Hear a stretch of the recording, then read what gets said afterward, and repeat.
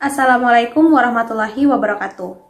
Perkenalkan, nama saya Nimade Musfiratu Yomi Darapalgia dengan nomor BP 1711022020 akan melakukan presentasi mengenai proposal saya yaitu bab 1 dan bab 3 dengan judul yang akan saya angkat yaitu faktor-faktor yang mempengaruhi ketepatan waktu publikasi laporan keuangan dengan studi kasus perusahaan tambang di Bursa Efek Indonesia tahun 2018 sampai dengan 2020. Nah, adapun hal-hal yang akan saya bahas dalam presentasi ini yaitu terdiri dari dua bab. Yang pertama bab 1 dan bab 3. Di bab 1 saya akan membahas mengenai yang pertama latar belakang. Kedua, rumusan masalah. Ketiga, tujuan dari penelitian. Yang keempat, manfaat penelitian. Dan yang kelima yaitu sistematika penulisan. Sedangkan di bab 3 saya akan membahas mengenai yang pertama, desain penelitian. Yang kedua, sumber dan jenis data. Yang ketiga, populasi dan sampel. 4, definisi variabel operasional. Dan yang kelima, model analisis data. Oke, kali ini kita akan masuk ke bab 1. Pendahuluan. 11. Laporan keuangan merupakan bagian dari kegiatan operasional suatu instansi atau lembaga yang intinya mengkomunikasikan informasi keuangan telah sesuai dengan sistem akuntansi baik secara tersurat maupun secara tersirat. Tujuan dari laporan keuangan yaitu menyediakan informasi yang berkenaan dengan kinerja dan perubahan posisi keuangan perusahaan tersebut, yang mana informasi tersebut digunakan oleh sebagian besar para pengambil keputusan ekonomi. Investor merupakan pihak pengambil keputusan untuk investasi, sehingga dia membutuhkan informasi-informasi yang terdapat di dalam laporan keuangan tersebut. Karena di dalam laporan keuangan tersebut mengandung good news atau bad news yang mana akan mempengaruhi keputusan investor dalam mengambil keputusan. Laporan keuangan sebaiknya disajikan dalam bentuk yang berkualitas sehingga meningkatkan kepercayaan publik terhadap perusahaan tersebut. Kualitas dari laporan keuangan dapat dilihat dari karakteristik informasi keuangan yang disajikannya, seperti relevan, reliabilitas, verifikatif, tepat waktu, mudah dipahami, dan komparatif. Waktu dalam penyampaian laporan keuangan itu sangat penting, karena laporan keuangan tersebut tidak hanya digunakan oleh pihak dalam perusahaan saja, tetapi juga digunakan oleh pihak luar perusahaan. Keterlambatan penyampaian laporan keuangan juga dapat mempengaruhi penurunan nilai dari laporan keuangan tersebut. Sebenarnya, penyampaian laporan keuangan ini telah diatur dalam Undang-Undang Nomor 8 Tahun 1995 Pasal 86 tentang pasar modal. Kemudian di samping itu juga diatur di dalam Keputusan Ketua Bapepam dan LK Nomor Keputusan 431/BL/2012 tentang penyampaian laporan keuangan oleh emiten atau perusahaan publik. Maksudnya dalam peraturan ini yaitu di mana perusahaan publik itu wajib menyampaikan laporan keuangannya selambat-lambatnya akhir bulan keempat dari penutupan buku pada periode pembukuan. Beberapa faktor yang dapat mempengaruhi ketepatan waktu publikasi laporan keuangan ialah profitabilitas, solvabilitas, reputasi KAP, opini auditor, dan pergantian dari KAP. Profitabilitas yaitu rasio atau perbandingan untuk mengetahui kemampuan perusahaan dalam mendapatkan laba atau profit dari pendapatan atau earning yang terkait dengan penjualan, aset, dan ekuitas berdasarkan dasar pengukuran tertentu. Nah, perusahaan yang mendapatkan laba yang besar itu akan memberikan sinyal bahwa perusahaan tersebut itu tuh sehat dan memiliki pengendalian yang baik serta dapat menjamin keberlangsungan kehidupan perusahaan tersebut. Nah, profitabilitas yang tinggi itu merupakan gambaran yang baik bagi perusahaan sehingga cenderung untuk menyampaikan laporan keuangan itu sesegera mungkin kepada pihak yang berkepentingan.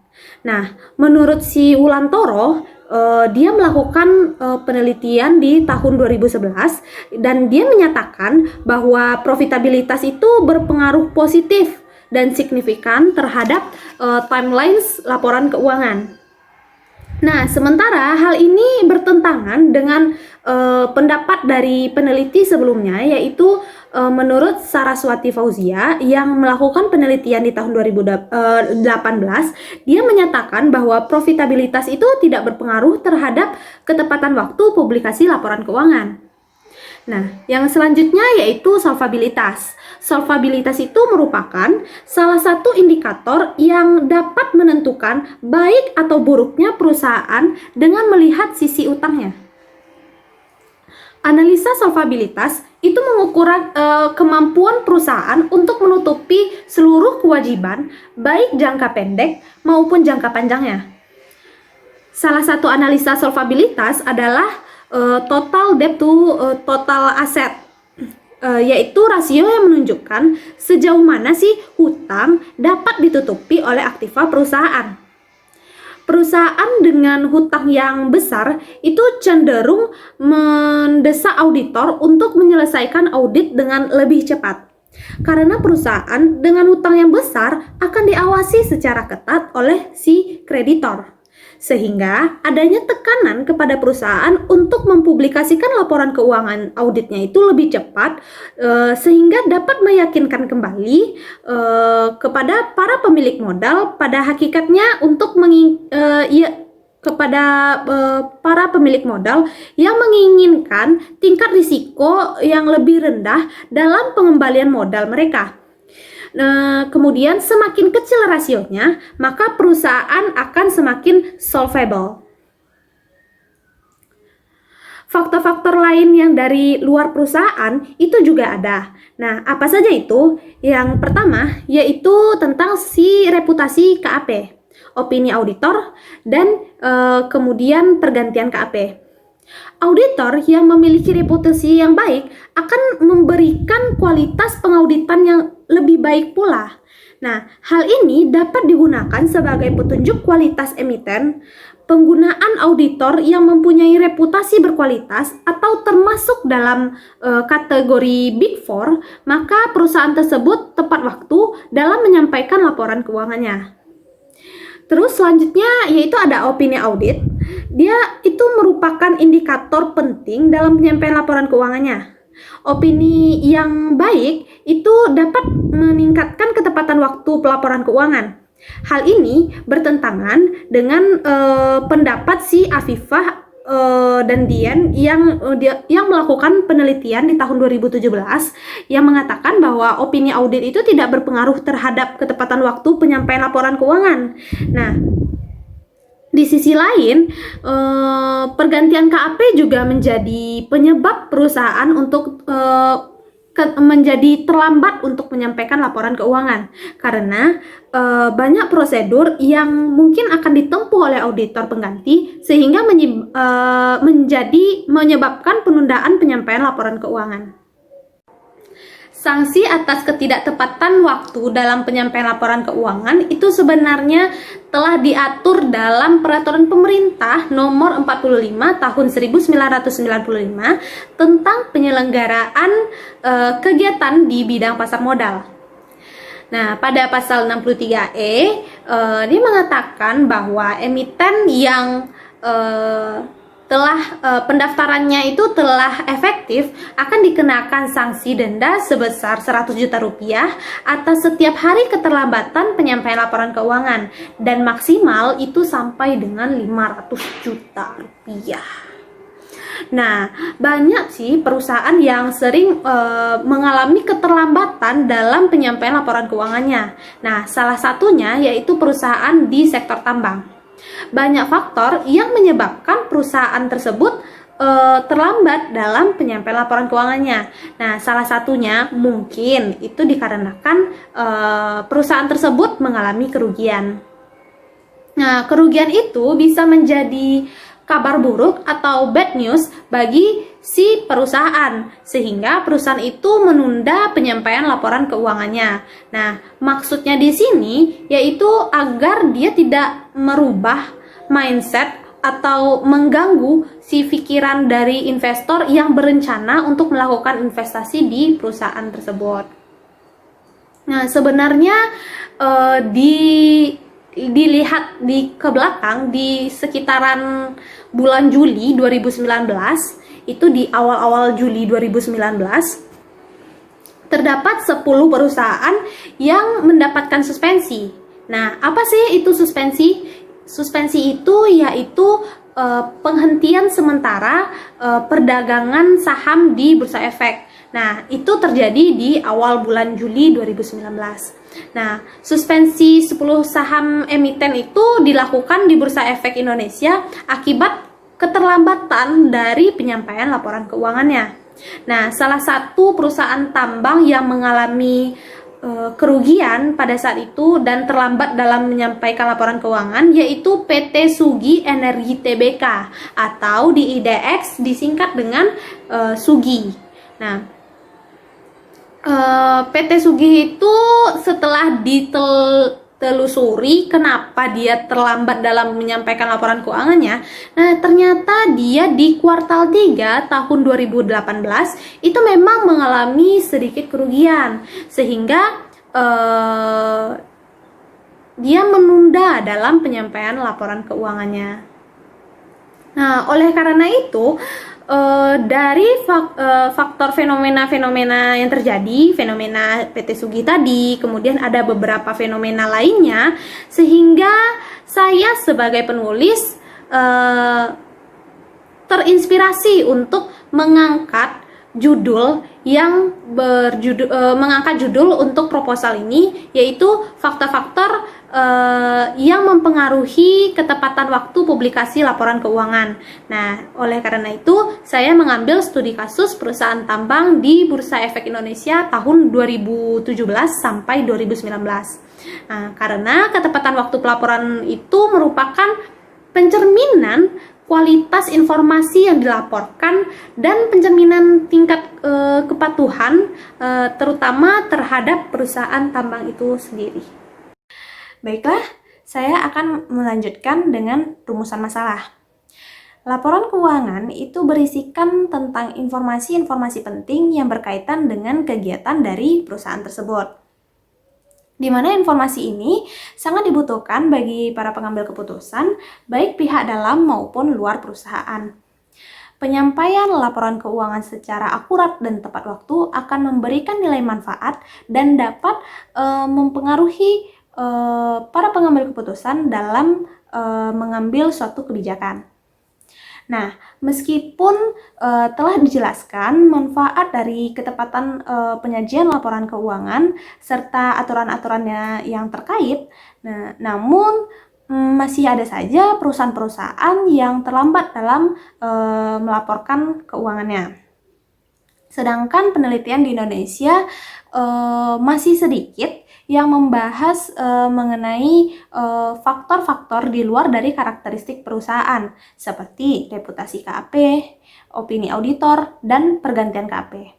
Hal ini mendorong saya sebagai penulis untuk melakukan penelitian terhadap faktor-faktor yang mempengaruhi ketepatan waktu publikasi laporan keuangan.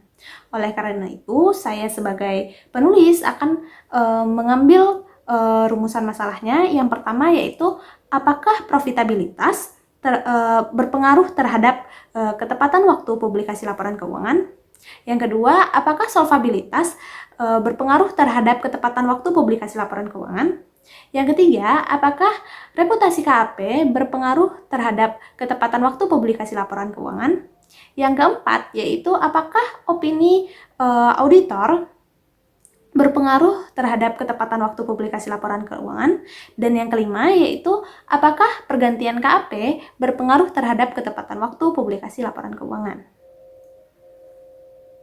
Nah, sedangkan tujuan penelitian ini berdasarkan rumusan masalah tadi, maka saya sebagai penulis akan memiliki tujuan penelitian, yaitu menemukan bukti empiris apakah faktor-faktor seperti profitabilitas, solvabilitas, reputasi KAP, opini auditor, dan pertukaran KAP berpengaruh terhadap ketepatan waktu publikasi laporan keuangan pada perusahaan pertambangan yang terdaftar di Bursa Efek Indonesia tahun 2018 sampai 2020.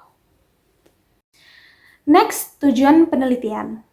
Kita bisa melihat dari 3 sisi. Sisi pertama yaitu sisi si peneliti. Bagi si peneliti, manfaatnya yaitu sebagai tambahan ilmu, pengetahuan, dan dalam rangka menerapkan ilmu yang telah diperolehnya sebelumnya, yaitu dari kampus. Yang kedua, dari sisi praktisi manajemen perusahaan, analis laporan, investor, dan kreditor. Bagi mereka, hasil penelitian ini akan memberikan gambaran serta temuan-temuan tentang faktor-faktor yang berpengaruh terhadap ketepatan waktu publikasi laporan keuangan suatu perusahaan, dan juga sebagai tambahan informasi yang bermanfaat bagi setiap pihak yang terkait dan berkepentingan. Kemudian kita lihat dari sisi akademis dan peneliti lain.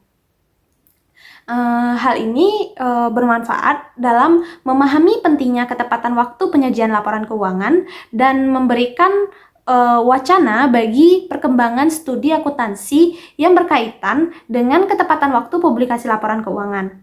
Nah, hasil dari penelitian ini juga dapat sebagai referensi atau acuan untuk melakukan penelitian selanjutnya.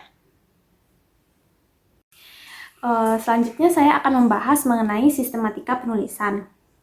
Sistematika yang baik dan benar itu sangat dibutuhkan dalam pembuatan suatu karya tulis atau karya ilmiah. Adapun sistematika penulisan dalam tugas akhir yang akan saya buat, yang pertama yaitu bab 1 tentang pendahuluan, yang mana akan menguraikan tentang latar belakang masalah yang menjelaskan secara garis besar perusahaan yang telah go public yang dituntut untuk mempublikasikan laporan keuangannya secara tepat waktu,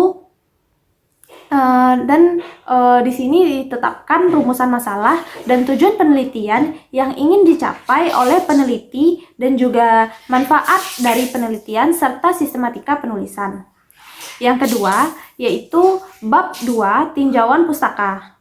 Bab ini berisikan teori yang berupa pengertian dan definisi yang diambil dari kutipan buku atau yang berkaitan dengan penyusunan laporan tugas akhir, serta beberapa literatur review yang berhubungan dengan penelitian ini. Bab 3 yaitu metode penelitian. Ia menjelaskan secara mendetail mengenai metode yang digunakan dalam penelitian yang meliputi seperti penelitian, variabel penelitian, dan definisi operasional variabel, kemudian penentuan sampel, jenis dan sumber data, kemudian metode dari pengumpulan data, serta metode analisis data. Bab 4 yaitu hasil dan analisis, yang akan membahas mengenai deskripsi objek dari penelitian, kemudian analisis data, serta interpretasi hasil sebagai pembahasan dari penelitian yang telah dilakukan.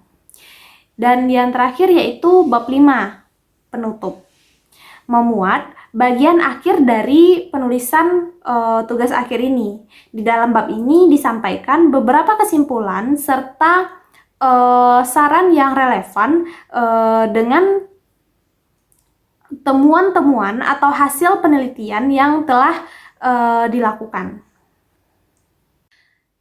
Baiklah, kali ini kita masuk ke bab 3, yaitu metode penelitian.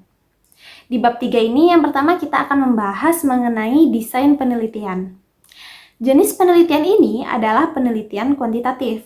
Berdasarkan tingkat eksplanasinya, penelitian ini tergolong penelitian asosiatif. Menurut Wikipedia, penelitian kuantitatif adalah penelitian ilmiah yang sistematis terhadap bagian-bagian dan fenomena serta hubungan-hubungannya.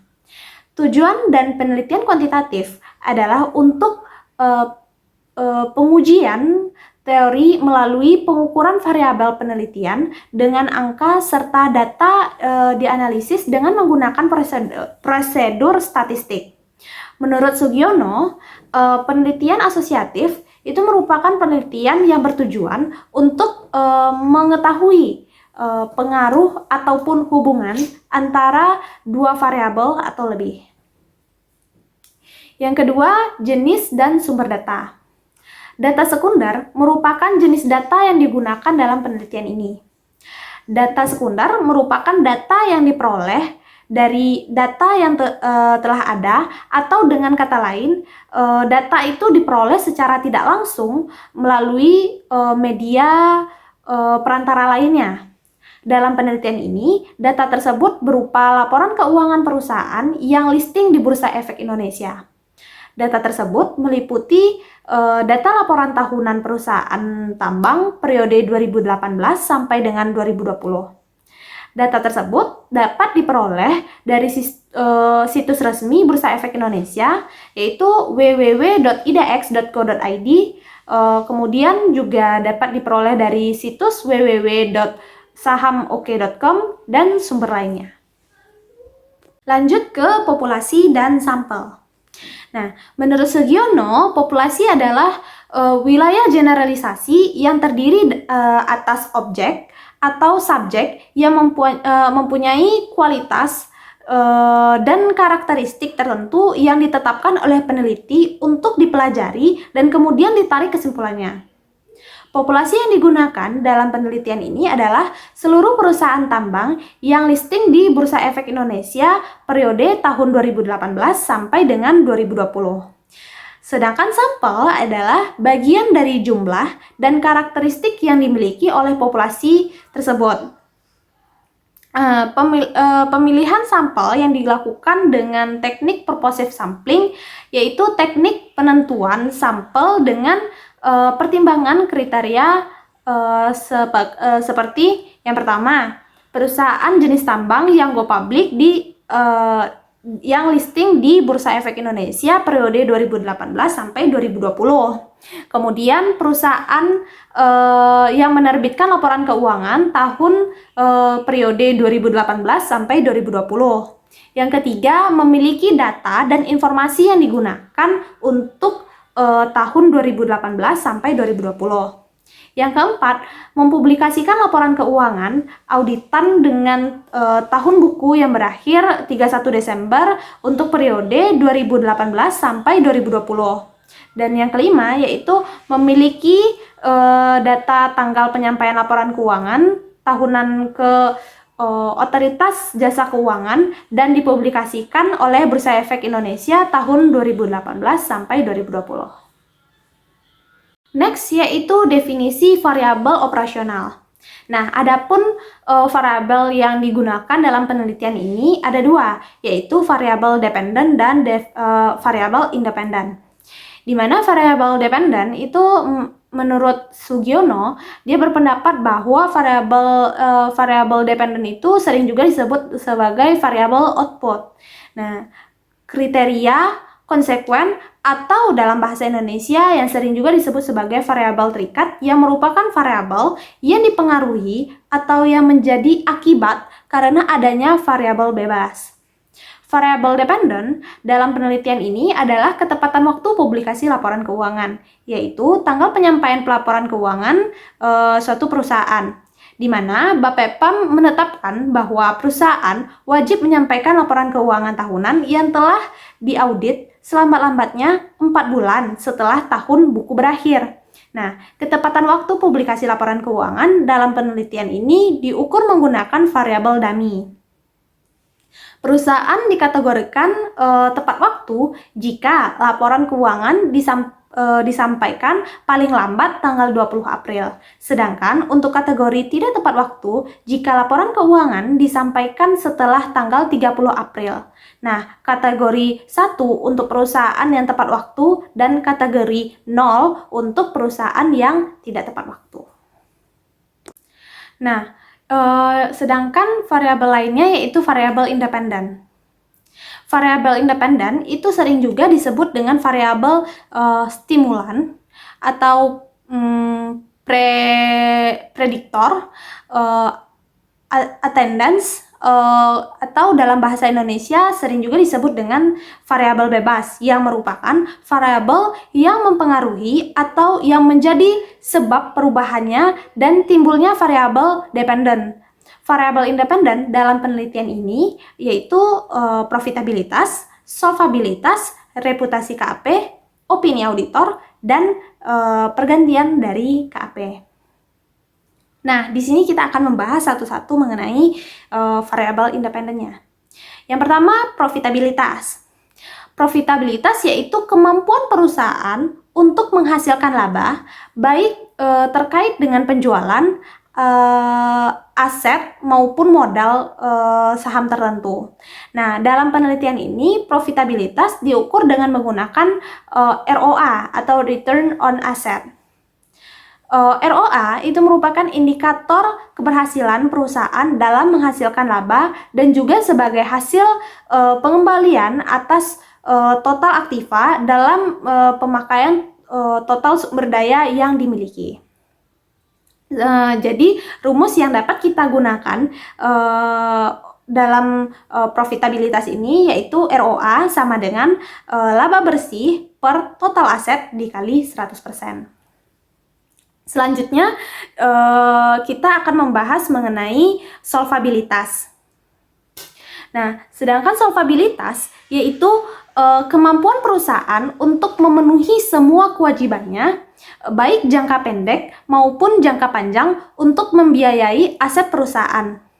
Solvabilitas dalam penelitian ini diukur dengan debt to asset ratio atau yang disingkat dengan DAR.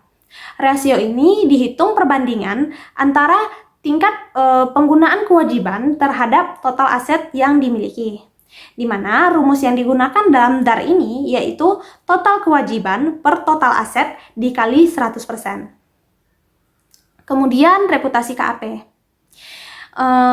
Kualitas audit yang dihasilkan dapat digambarkan dengan reputasi kantor akuntan publik yang digunakan. Sedangkan penilaian atas reputasi KAP didasarkan pada hubungan afiliasi KAP di Indonesia dengan KAP yang tergolong kategori Big Four. Dalam penelitian ini, reputasi KAP diukur dengan menggunakan variabel dummy. Perusahaan yang menggunakan jasa KAP yang berafiliasi dengan Big Four diberi kode 1. Nah, sedangkan perusahaan yang menggunakan jasa KAP non-Big Four akan diberikan variabel 0. Nah, selanjutnya opini auditor. Opini auditor adalah pernyataan auditor terhadap kewajaran laporan keuangan dari entitas yang telah diaudit. Opini audit itu merupakan indikator yang sangat penting terkait pelaporan keuangan. Sesuai dengan peraturan Bapepam bahwa laporan keuangan harus disertai dengan laporan audit. Variabel opini audit ini menggunakan variabel dummy.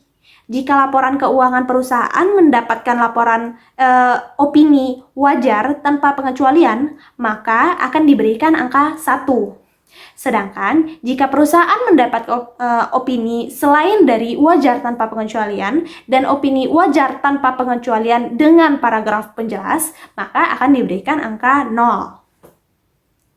Dan yang terakhir yang menjadi variabel independen dari penelitian ini yaitu pergantian KAP.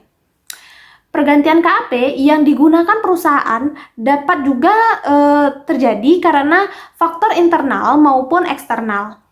Faktor internal seperti ketidakpuasan terhadap kinerja KAP terdahulu, sedangkan faktor eksternal seperti keputusan Menteri Keuangan nomor 17 garing PMK.01 garing 2008 tentang masa jabatan audit. Untuk mengukur variabel pergantian KAP, penelitian ini menggunakan variabel dummy. Klasifikasi variabel dummy yaitu jika perusahaan tidak melakukan pergantian KAP diberikan angka 1. Sedangkan jika perusahaan melakukan pergantian KAP diberikan angka 0. Lanjut yaitu modal analisis data. Penelitian ini akan menganalisis Pengaruh variabel independen terhadap ketepatan waktu perusahaan dalam mempublikasikan laporan keuangan. Yang pertama yaitu statistik deskriptif.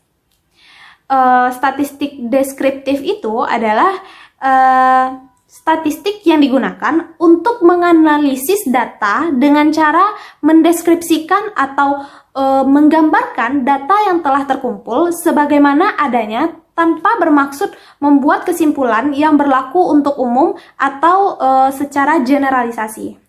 Statistik deskriptif itu digunakan untuk mendeskripsikan dan memberikan gambaran tentang distribusi frekuensi variabel-variabel dalam penelitian ini.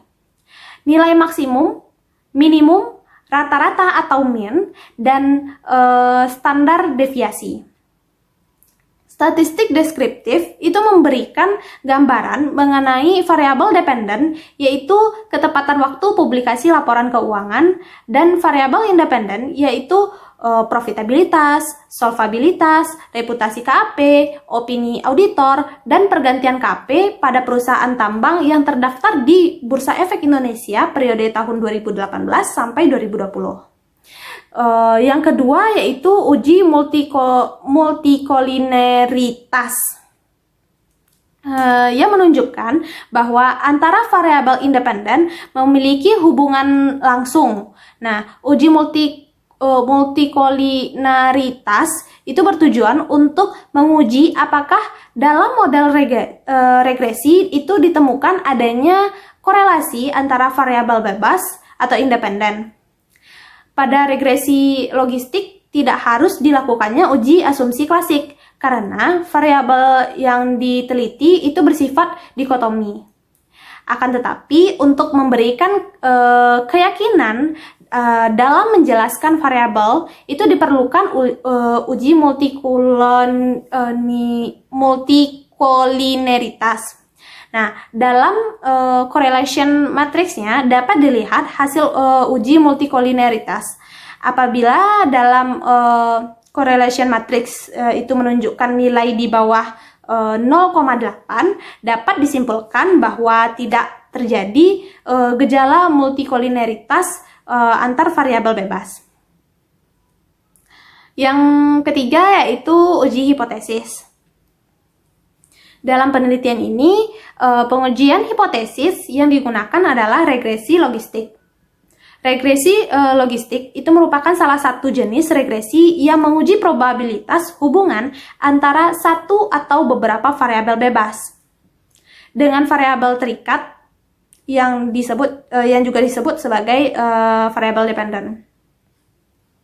Alasan penggunaan alat analisis regresi logistik adalah karena variabel bebas merupakan campuran antara variabel kontinu dan kategorikal atau non-matrix.